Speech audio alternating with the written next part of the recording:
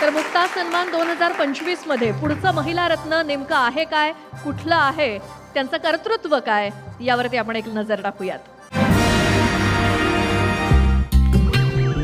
उंचच्या उंच माडाच्या झाडावर चढायला नारळ काढायला पुरुषच पाहिजे असा समज, पण नेहा पालकर यांनी हाच समज खोडून काढलाय. पुरुषांपेक्षा जास्त सफाईनं नेहा माडावर चढते आणि सहज नारळ तोडते. पण नेहाच्या धाडसाचं श्रेय जातं ते तिच्या आजीला. नारळ काढायला लोक मिळत नाहीत म्हणून आजीनं नेहाला नारळाच्या झाडावर चढण्यासाठी प्रोत्साहित केलं. मुलगी नारळाच्या झाडावर चढते म्हणून आणखीन कौतुक. बघता बघता नेहा नारळ तोडण्यापासून फवारणीपर्यंत सगळी कामं करायला लागली. नेहाला बघून आज मुली तिच्याकडे प्रशिक्षणासाठी येत आहेत. नेहा आज बँकेत नोकरी करते, पण तिनं हे काम सोडलेलं नाहीये. हे पुरुषच करू शकतात हा समज नेहानं खोडून काढलाय. नेहाच्या याच प्रयत्नाचा आणि धाडसाचा न्यूज 18 लोकमत मुक्ता सन्मान देऊन गौरव करत आहे.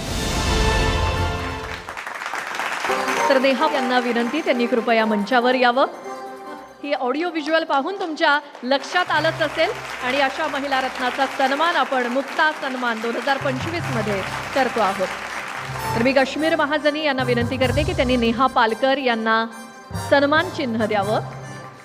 मेघा धाडे यांना विनंती करते की त्यांनी सन्मानपत्र नेहा पालकर यांना द्यावं. आणि आता सूत्र विशाल परदेशी यांच्याकडे. पुन्हा एकदा जोरदार नेहा करतात. स्त्रीने ठरवलं तर काही करू शकते आणि त्याचं मूर्तिमंत उदाहरण नेहा आहे. नेहा म्हणजे मी जेव्हा एव्ही बघत होतो आणि अर्थात बाकीची मंडळी ही एव्ही बघत आहेत आजच्या निमित्ताने, त्यांची एकच रिॲक्शन असेल मनामध्ये, हागा गा गा गा काय हे.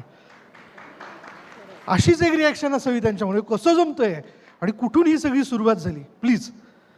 सर्वप्रथम मी न्यूज 18 लोकमतचे धन्यवाद मानते की त्यांनी मला या मंचावरती यायची संधी दिली. तसेच जमलेल्या मान्यवरांचे आभार मानते. त्यानंतर मी माझ्या आजीचे आभार मानते की तिने मला आईची माया दिली. मी लहान चढायचं आवड माझ्यामध्ये होती आणि त्याचबरोबर शिक्षणाची पण आवड होती. मी माझं ग्रॅज्युएशन पूर्ण केलं. त्यानंतर कोरोना काळ होता. तर कोरोना काळात घरीच बसून असल्यामुळे माझ्या आजीने मला सांगितलं की भाटे नारळ प्रशिक्षण केंद्र रत्नागिरी येथे प्रशिक्षण आहे, तर तू त्यात जाऊन सहभागी हो. बाहेरचे नाही तर किमान घरचे तरी नारळ काढशील.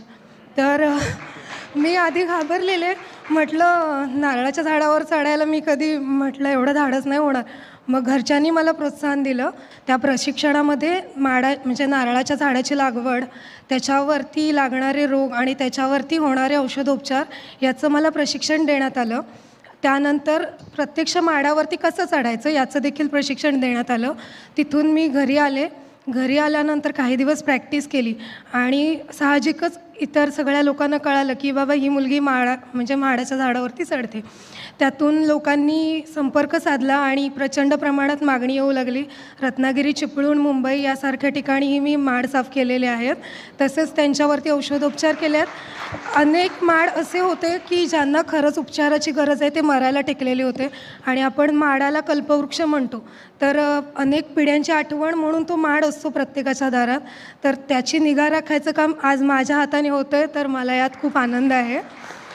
आणि छत्रपती शिवाजी महाराजांनी जसं संभाजी महाराजांसारखा छावा घडवला, तसंच महाराष्ट्राच्या प्रत्येक कुटुंबामध्ये आई जगदंबेच्या कृपेने एक वाघीण तयार व्हावी अशी माझी अपेक्षा आहे. जोरदार टाळ्या. क्या बात आहे, क्या बात आहे. धन्यवाद. खूप शुभेच्छा तुला, खूप शुभेच्छा. थोडक्यात मी काश्मीरकडे जातो. काश्मीर, काय यावेळी तुला भावना व्यक्त मला खूप छान वाटतं. एकतर खूप खूप धन्यवाद करताना मला प्रत्येकीमध्ये माझी आई वेगवेगळ्या टप्प्यांवर दिसतीये तिच्या आयुष्यातल्या. ती एवढी असल्यापासून ते आज ती 75 वर्षाची. प्रत्येक स्त्रीमध्ये मला माझी आई दिसते, कारण माझ्या आईनी स्वतःहून 21 वर्षाची असताना ती डोर टू डोर सेल्समन होती. ती सर्व्हिस करायची. बाबा सेटल्ड नव्हते इंडस्ट्रीमध्ये, त्यामुळे घर ती चालवायची. आणि आज 75 वर्षाची, आजही ती बिझनेस सांभाळते पुण्यामध्ये. तिला सांगतो आता मी सेटल झालो, तू ये माझ्याबरोबर राहायला, पण तरी ती ते नाही करत. ती तिचे जे पैसे कमवते अजूनही. So I am very glad. माझ्या घरात एक बिझनेस वुमन आहे आणि मला माहिती आहे ती कुठल्या हेतूने करते. ती कधी बोलून नाही दाखवत, पण तिला अजूनही कुठेतरी भीती वाटते की ह्याचं जर का काही बरं वाईट झालं बिझनेसमध्ये किंवा त्याच्या प्रोफेशनमध्ये तर आपल्याला त्याला 4 पैसे देता यावेत. या हेतूने ती आज 75व्या वर्षी पण बिझनेस सांभाळते आहे. So I am quite glad to be a part of this entire event. Thank you so much आणि तुमचे खूप खूप अभिनंदन. तुमचं कार्य असंच चालू दे आणि अजून फळाला लावू दे. धन्यवाद. खूप अभिनंदन. धन्यवाद नेहा.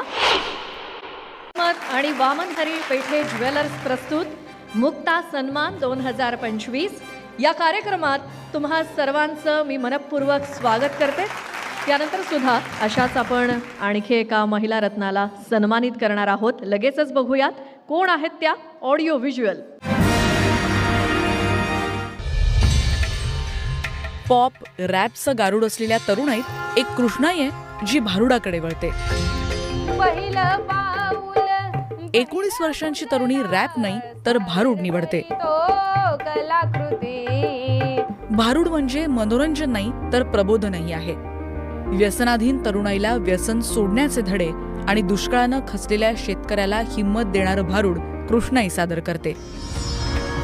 वयाच्या 10व्या वर्षी कृष्णाईनं आपल्या भारुड यात्रेला सुरुवात केली.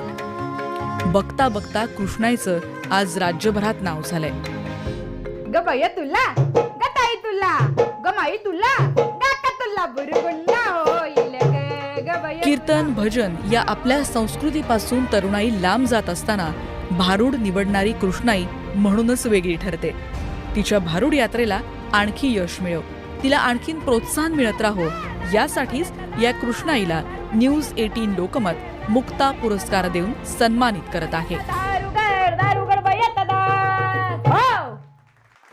वा, कृष्णाई उळेकर